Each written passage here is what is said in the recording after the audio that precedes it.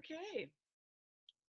All right. Welcome to tonight's Team Vitality call, which is going to focus on the first part of, hey, Julie, which is going to focus on the first part of Kindra Hall's Stories That Stick book. So I'm going to share my screen because I made slides. Here we go. And I share this, I believe, and I have to pull it up. Okay, and here we go. Present is over this button. Oh yeah, right, I can get rid of this. I remember being stuck by that before. Okay, my example. Oh, look at that, the flashing, flashing, flashing. Okay. All right, so first of all, what I would like to say is welcome to my brand colors.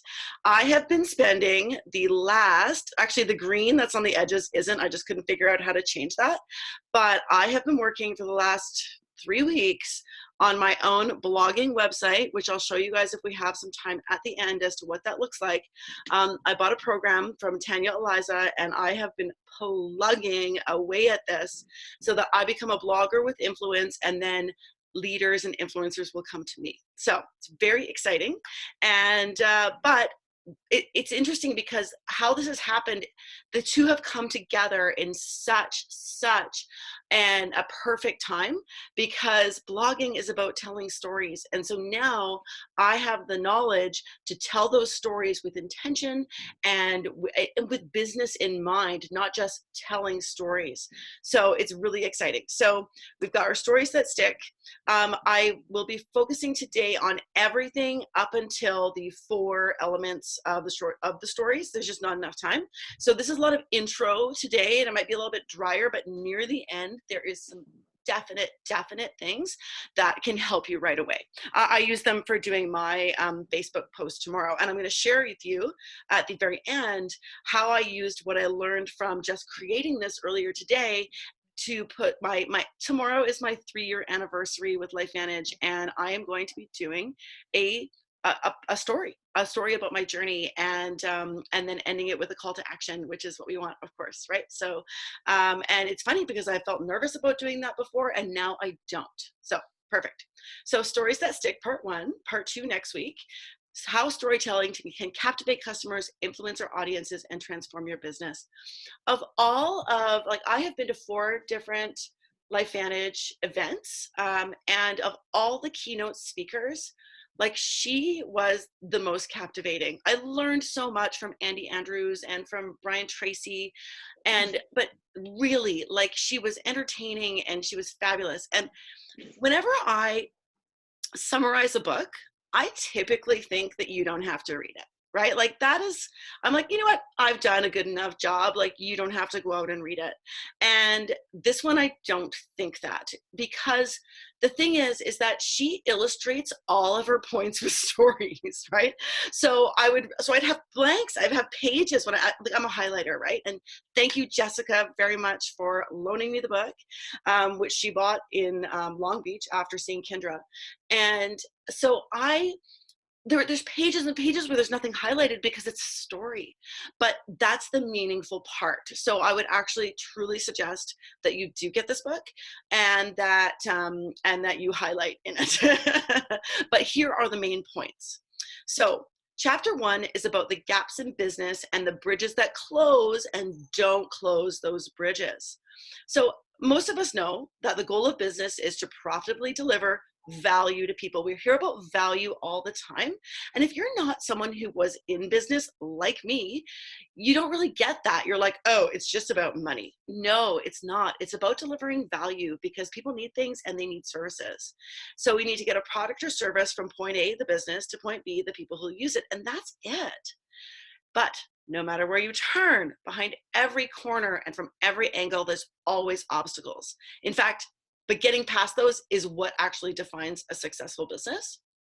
So let's not think of them obstacles as these like immovable things, but rather like these giant objects, but rather like a lack of space, right? So a gap, whenever I hear the word gap, I think of London, and they're like, mind the gap when you're on the subway. But it's true. It's a space that you need a bridge to go across. And that's where so that's what the gap is. Okay, I didn't change the font on this. Oh, I spend a lot of time on fonts. I spend a lot of time on Pinterest picking these colors, and I have a few more as well, but these are the ones I use. So, but I didn't change the font on here, which is funny. Font pairings, it's a thing, just like wine and food. My goodness. Okay. So the most obvious gap is the void between our customer and the company. Like that's the one that we're all familiar with. Like, how do we sign on more customers? But also, how do we sign on more distributors? The sales gap is important, but there's gaps everywhere. So entrepreneurs and potential investors, us and potential distributors, recruiters, like there's a bunch of different things between managers and employees. And to make a business work, the people who bridge those gaps the best are the ones who win, right? Bridge the gaps, win the game. But of course, we need to build the bridge. And most people don't realize that they need to build the bridge. They're just like, and we see this a lot right now, right? Like I've been doing lots of trainings through LifeVantage about what to say now because the world is different, which we cannot deny that it very much is. And there's a lot of fear and there's a lot of, I was accused on my Facebook page of like capitalizing because I asked a question about whether or not people can work from home. So people are really sensitive right now and they're edgy, but I'm still going forth with what I'm going to do tomorrow because I do have something to offer and I'm going to do something that's different. So it's very important to be doing something that's different right now. So we need to build the bridge. But most people build bridges that either they don't get started and they try to like jump across, or they just they build something and it falls apart because it doesn't have the key components that you need in order to have that.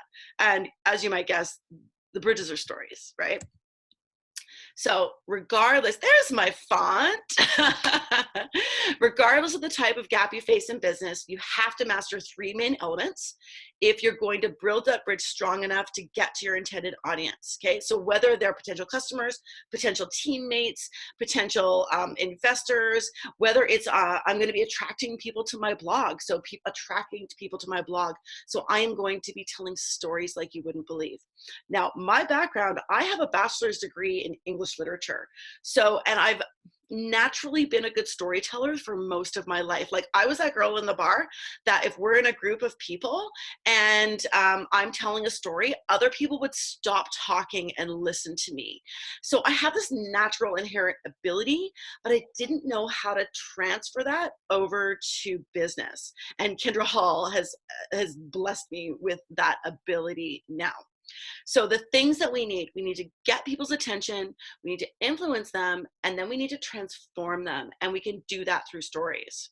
So first and foremost, they must do those things. They have to captivate the audience so that they know that they're noticing something in the first place, right? That makes a lot of sense.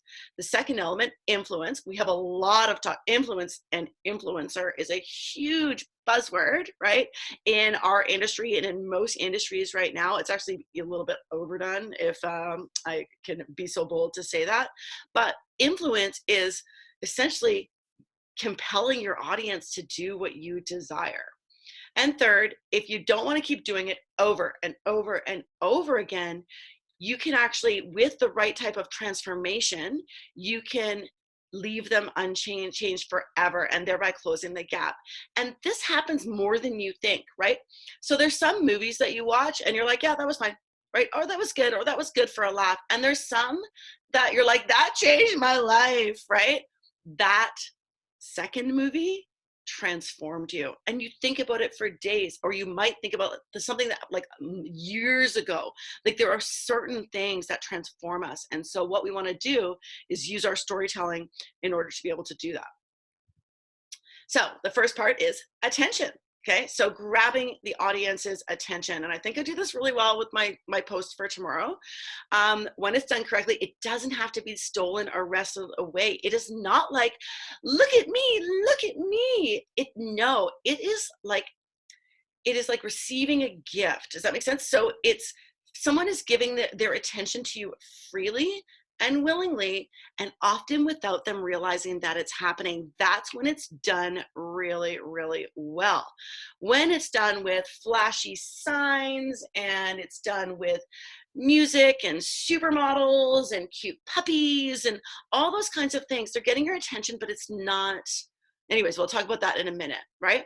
So it's one of the great strengths of storytelling, and it gives you a different leverage point that no other form of exchange has. And that is, and I know all about this because, again, of my history with English literature and with wanting to be a writer. I've wanted to be a writer since I was 18 years old. And very interestingly enough, when I wrote my manifesto, which I strongly suggest you do, and I wrote one after writing Think and Grow Rich, or reading, I didn't write that, reading Think and Grow Rich and reading You Are a Badass, I wrote 2 separate manifestos.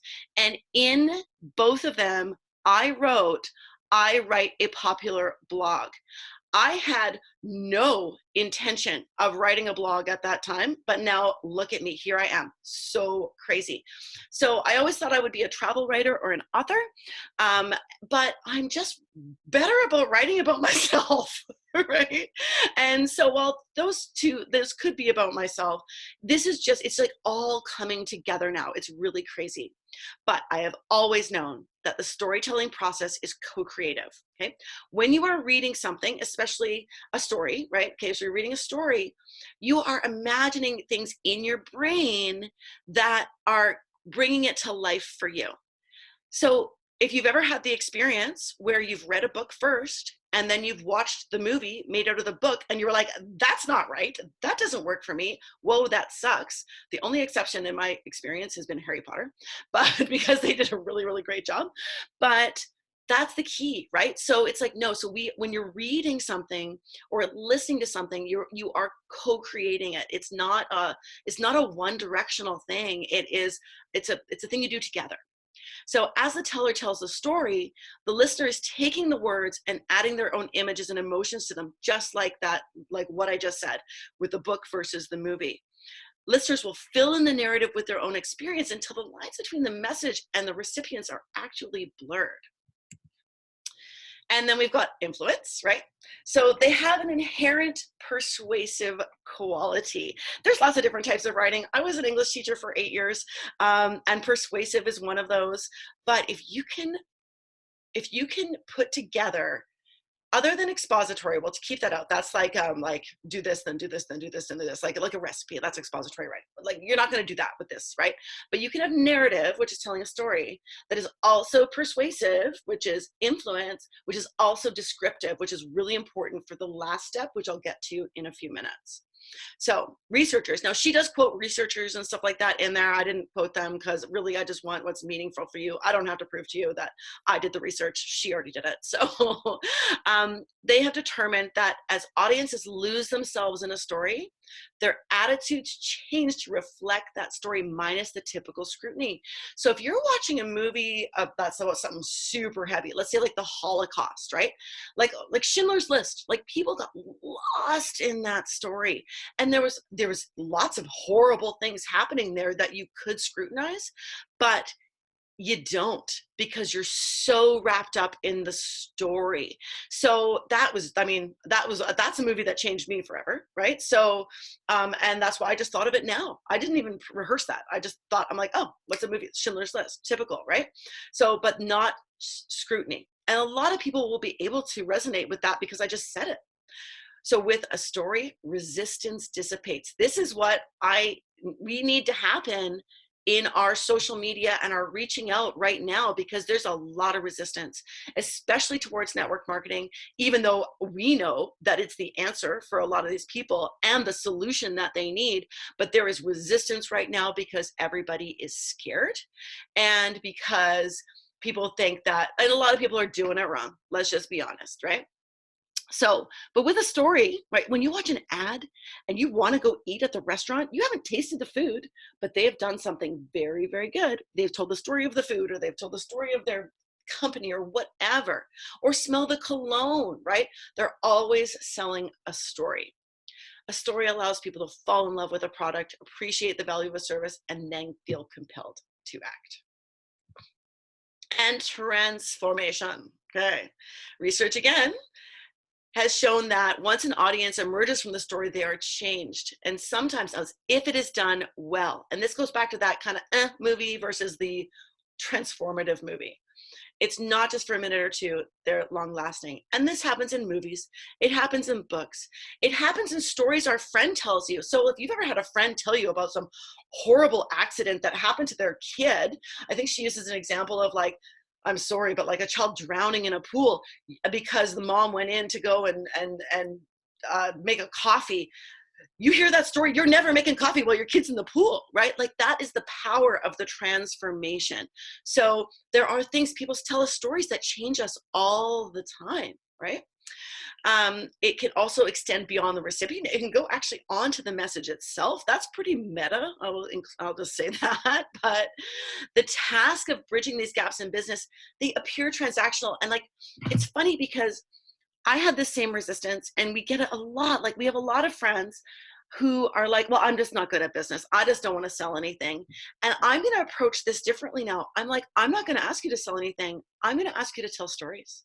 That is going to be your job, because most people are very comfortable with telling stories, even if it involves a transaction or it leads to a transaction. They're going to be much, much more comfortable with that.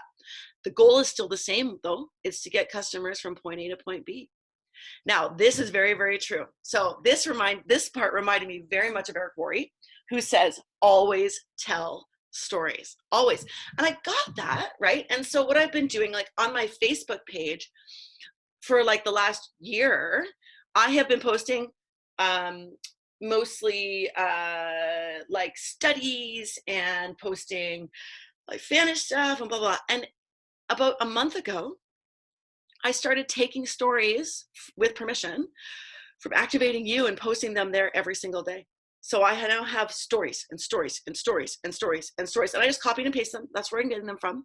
And I will be doing my own. I need to update like a, like a business, like a opportunity video. I need to do all that kind of stuff. I'm going to post one of Daisy's opportunity videos there. Especially, I haven't watched the last one, but especially if she's addressing like the COVID stuff, right? Like COVID-19. So, but we can get caught up in the day-to-day functions of like, oh, I'm in sales and blah, blah, blah, and lose touch with there's a nobler cause here. We are truly here to help people. And I didn't really get that until Kansas City. And I was like, oh, and that's what I put on my about page. I mean, I put a lot of stuff on my about page. I think with my blog, I think it's maybe too long, but that is okay. It is genuine and it's me. And it's a combination of the story that when we were in Long Beach, we saw Kindra Hall on Saturday. We went out Saturday night and had a good time. And then Sunday morning, I woke up at 9 a.m. and I sat and I wrote my story of network marketing into my phone using Kindra Hall's guidelines. I then posted that elsewhere. And I also have my product story from Activating You. I blended them together to create my about page for my blog. It was so, I mean, I had to change a bunch of things and blah, blah, blah, but it's still, I was like, the core was there. It still moves even me, and it's about me, right? Like, so we need to tap into what is noble. And the way that we do that is by always telling stories. Okay, chapter 2. By the way, I'm doing chapters 1, 2, and 3. So this is just a one-pager. So as well as having an English degree, I have a master's degree in psychology, and I love brains. Like I do a lot of nerdy stuff about brains. So I condensed it. This chapter wasn't very long, and I could actually expand on this like you wouldn't believe, but that's not the point here. Okay, so brains are fascinating to me, especially neuroplasticity, but that, which is how, anyways, you can actually change like how your brain works. Anyways, so, but this is about how stories run the brain. So this guy named Dr. Paul Zak, okay, he discovered, so oxytocin had been discovered for a while, and most of us know that it feels real good, oxytocin. And originally it was thought that it was just for like mothers bonding with their babies. Breastfeeding really like amps up the oxytocin, and it feels really, really good. But he was the one who discovered, and weirdly enough, it was after watching a movie. It was after watching $1 Million Baby on a plane. He started crying, and he was like, why is this happening? And so that clicked him onto going, I think it's oxytocin. And so he was the one that made the connection there, and it was literally from $1 Million Baby. So he showed that it's synthesized in the brain by trust. Now, isn't that interesting? Because attraction marketing is about knowing, liking, trusting, and then buying. So it is a very pro-social chemical. We actually search for it in a lot of our interactions. A hug releases oxytocin, right? Someone complimenting you releases oxytocin. And so on a higher level, like on a more brain development level, oxytocin is the bomb. It's pretty amazing. And then she goes on to talk about Dr. Yuri Hassan. He shows that the brains of story through the process of oxytocin, right? And this happens, like, you're going to notice this now when you're like in conversation and someone's telling you a story and you're like in it, right? You're going to be like, I feel good, or I feel activated. I feel like, ooh, something's happening. And that is because you're synchronizing with the storyteller. They don't just make us like each other, as in like, hey, I like you, but like they make us similar to each other. So shared stories are shared experience, and we are going to be tapping into that, y'all. Okay, now here's what you're really here for, which is what makes a story great. And there are 4 different types of story: the value story, the purpose story, the customer story, and there's another one. Those are the things I'll cover next week if I have time. They're really long chapters, so I will have to see if how I'll divide it up. I might be doing 2 more of these. We will see. But essentially, there's 4 components of a great story. Number 1, identifiable characters. 2, authentic emotion. 3, a significant moment. I chose to start with my significant moment in my story at the end here because, of course, I know I'm a writer, so I know how to like mix things up. But you can actually just do certain things in order to still have a wonderful story and compelling, and then specific details, which I need to get better at. But that's okay. We all have our growth that we need to do. So number 1, we have identifiable characters. So most of us are very familiar with a hero of a story, right? But the word hero, like we don't, in English Lit, like when I was an English teacher, we didn't talk about heroes. We talked about protagonists. So a protagonist is just the main character, because a protagonist can be like a nasty person. They don't have to be the hero. And also like suggests that you have to have done something epic in order to like do anything meaningful. But that is absolutely not true. We don't need a hero. We need identifiable characters, someone that we care about and that we connect with. That's the most important piece. Personally, I like my villains to be complicated, right? Like I like my heroes to have my favorite hero in superheroes is Batman, because he's complicated and he's dark and he doesn't have any powers. Anyways, sidetrack. Right? And I love the Joker. The Joker is my favorite villain because he's so complicated and there's lots of things about him. So we have to think about like, who are those characters that you find really compelling, right? A character is not a company name, right? So one of the things I'm learning with my blog is that I don't mention the company at all. I don't even mention Nerf 2. I mentioned biohacking. It's all about my blog is all about biohacking, and that way I can draw in all these other resources, like the book that oh gosh. Anyways, yeah, and I'll come back to that. But there's lots and lots of things out there that I can kind of pull from, and that way I'm working towards. So it's about biohacking. So there's no mention of my company at all, our company, but you know what I mean? Because I'm branding me. I am not branding LifeVantage. So it's important that it's not a company name. It's also not a value that somebody is attached to or connected to. It's not a big group of people, and it's not even a small group of people. It is individual characters. Okay, so my KJ is an individual character in my story. You know, like there's Ben is a character in my story. A story needs a single or several single separate characters that we can identify with. Super, super important. The next thing we need is authentic emotion. Okay, so a list of events or occurrences does not a good story make. So in my blog about page, I have the whole first part is like what life was like before, which we'll get to in a minute, and then what happened, and then what life was like afterwards.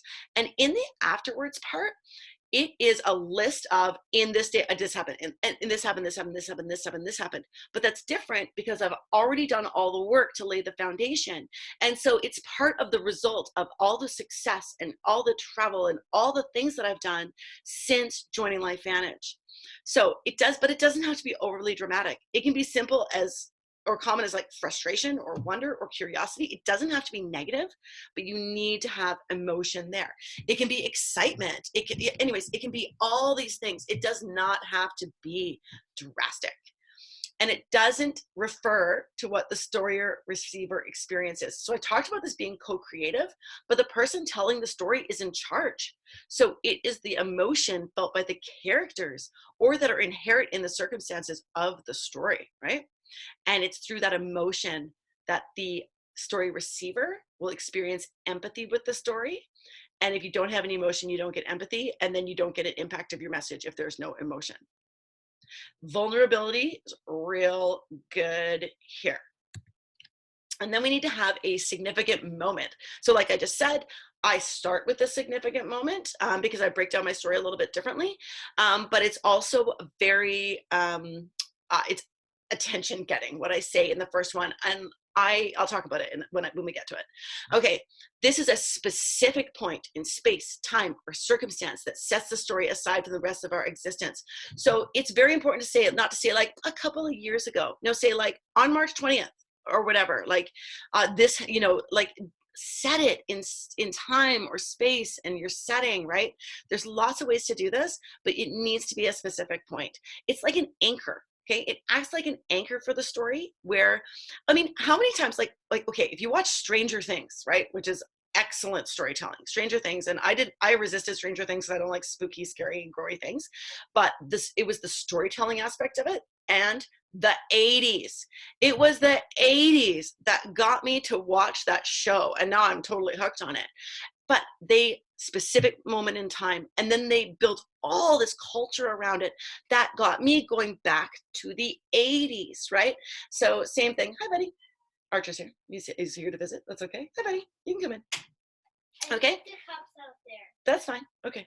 And it's a way to take what otherwise might be a broad, generic description and it zooms to allow us to have a better view. Like Stranger Things, like, oh, I love things that are set in the 90s, like, oh my gosh, because it takes me back.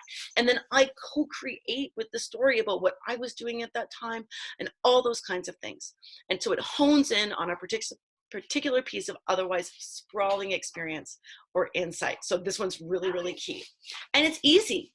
If you're thinking about writing a story, pick this first, pick your point in time, and then use that as the anchor to tell your story. And instead of going big and broad, which is a huge, huge mistake in all writing. Remember, I taught writing for 8 years. It is a huge mistake to go big and broad and just assume that everybody is following along with you. No, go small and detailed so that people can follow along with you. Oh, I got 10 minutes left. Yeah, okay. We're gonna make it, woohoo! Okay, so this, along with specific details, aids in that co-creative process. And then if they're actively engaged in creating a version of the story in their own minds, that story is going to stick longer. Why are you not working? Uh-oh. Let's shift. What happened? Oh, okay, sure. Okay. Okay, so specific details involves the use of specific, but descriptive. Your thesaurus is going to be a good friend to you right now, okay? And I used it earlier when I was, I needed a synonym for lifted, right? So I just went there. Go to thesaurus. Don't sit there and think about something for 5 minutes. Go use your tools, okay? Sometimes unexpected details and imagery. So sometimes things that are unexpected are really, really good to use. They have to be relevant to your intended audience, right? And because if it's not, they're gonna not pay attention, right? So you want to draw listeners into a world that sounds familiar to our own, and the finer the detail, the better. Like I used to teach kids to write like with 5 senses: hearing, sense, smell, taste, sound, right? Like you don't have to use all of them all the time, but if you pick 3, you're going to do well, right? Each use of details signals the audience that how deeply you understand it. You'll build a stronger connection between the audience, the teller, and the message. And how many times have we been told in LifeVantage that we are not the messenger? We're not the message. We are the messenger. So really, we're the teller, right? So we're the teller. The message is provided by LifeVantage, and the audience is our intended customer and distributor. And then The specific details will engage the imagination. We really want that. This component pulls the audience deeper into the world of the story, a world that, if done, will look and feel familiar. That's what we want, and you'll see why in a minute. Execution of this is the sign of a masterful storyteller. Now these, I feel like, no, I'm good. Okay. There are three story pieces that make up the storytelling framework. First is the normal. Okay, so this is how things were before or things how are now. So a bad story has a single defining characteristic. We don't care. It sucks, right? And so many of you have been like, oh, like sometimes people tell stories and you're like, oh my gosh, it's so boring, right? So, but the majority of the time, the root of this disconnect can be tracked to the single mistake, leaving out the first part of the story, the normal, okay? But this is why we can watch the news without crying our eyes out when you see a car crash or a house fire or earthquake that's decimated thousands of people, right? We're missing that part about the people and their stories and what they lost. So broadcasters aren't telling us about them. They're not giving us the backstory. They're not giving us identifiable characters. So to tell a good story, we need to care about and invest in. You have to be establishing the normal, the way things were before something changed. Okay, so you need to, this is where you identify key components of the story, introduce the identifiable characters and their emotions. Okay, this is also where you create a sense of familiarity for the audience and draw them in. When they do that, they let their guards down, right? And they put themselves in your shoes. This is what you want. Them saying to themselves, I recognize that person. Yes, I understand what this is about. Yes, I can see how they feel that way. And this is where you include those background components, right? And it gives them a reason to care. And a lot of people leave this out, which is why they don't stick. Then we need an explosion. Now, this is a bit overly dramatic, and she actually recognizes that in the book. But for our purposes, it's just the happening. It's what happened. For most of us, it's when we first started taking Nerf 2, or we first joined the business and got our first customer, like that kind of stuff, right? But it's the moment that things change. Sometimes it's a realization or a decision. It can actually be an event, right? But it's where things were going along as normal, and then suddenly they were different. And it doesn't matter if it's good different or bad different. It'll still be as compelling all the same. So normal, things how they are. Explosion, something happens. New normal, things are different. And the new normal, this is where you share with your audience what life is like now after the explosion. You tell them what you know now, why you are wiser or stronger, and how you improved, or are still trying to improve. It doesn't have to be like an end thing as a result. Could be a moral, could be when a client lived happily after, could be a call to action. However it comes together, it's a strategy to convey or enhance the message and not just entertain. Like, you need this call to action. So Tanya Liza talks a lot about call to actions, and I'm going to do one at the end of my post tomorrow, which I'm going to share with you now. So it makes this new normal is what makes the story worth listening to in business. Here's my example. I am posting this tomorrow. I debated about whether or not to say the word shit, but I say the word shit all the time. So I'm going to say shit, right? I don't swear on social media very often, but this is going to get people's attention. 3 years ago today, I said yes to something that scared the shit out of me. My biggest fear was being judged, with the failure a close second. But my fear of things staying the same overrode these self-limiting beliefs. From the outside, everything seemed fine, even good. But even though Ben and I both held solid jobs, I still had to trade my after-school and summer hours for dollars. KJ was openly resentful about that lost time with me. He sure was. For 17 years, I tutored after school, not for extras, but to break even. Sometimes not even that. Debt, slowly but surely, was climbing. And to top it all off, my body was letting me down. I quit running because my knees were throbbing at night. I felt lethargic by 3 p.m. and struggled to get anything done in the evening. The brain fog I'd gained from being pregnant with Archer at age 38 never lifted. I was short-tempered with my kids and didn't have the energy to play with them. It was heartbreaking to say, I'm too tired, and to believe, deep down, that raising kids was a young person's game. So I said yes. Within a week of biohacking, I started to feeling better, brighter, alert, lifted. After a month, my mood also shifted. I was sleeping more soundly, and that brain fog disappeared. I felt more like my younger self, buoyant, sharp-witted, fun. Less snapping at the kids, less frustration about the things that don't matter, less pain. After 2 months, my joint pain, including those knees, disappeared. I started running again, starting with 5 kilometers, then 10, and just recently a half marathon. I feel like I've got a second chance to be in my prime, and I'm not about to waste it. My business has been a reliable, constant source of income, even in this tough time. Ben hasn't worked in over a week. He keeps getting hired on with companies only to have the work site shut down. In the past, I'd have been freaking out. So true. But I'm not. Some people still judge me, and that's okay because this message isn't for them. It's for people who are looking for a different way.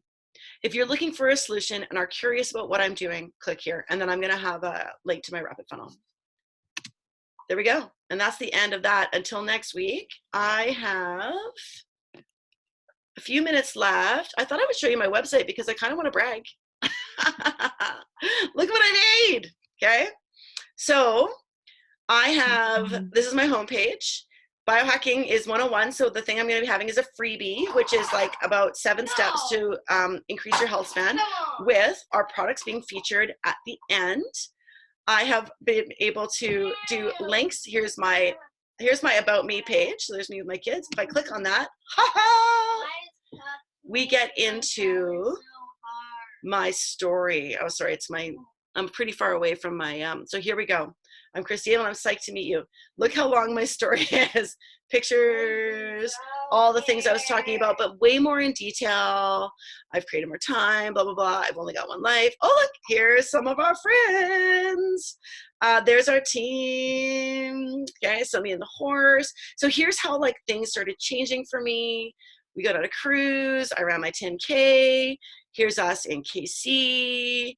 I found my why, right? So Long Beach, us in Cancun, half marathon. And my tagline is, I help exhausted moms get off the couch and get in shape physically, mentally, and financially so they can boss up and become the CEO of their lives. That is what I'm doing.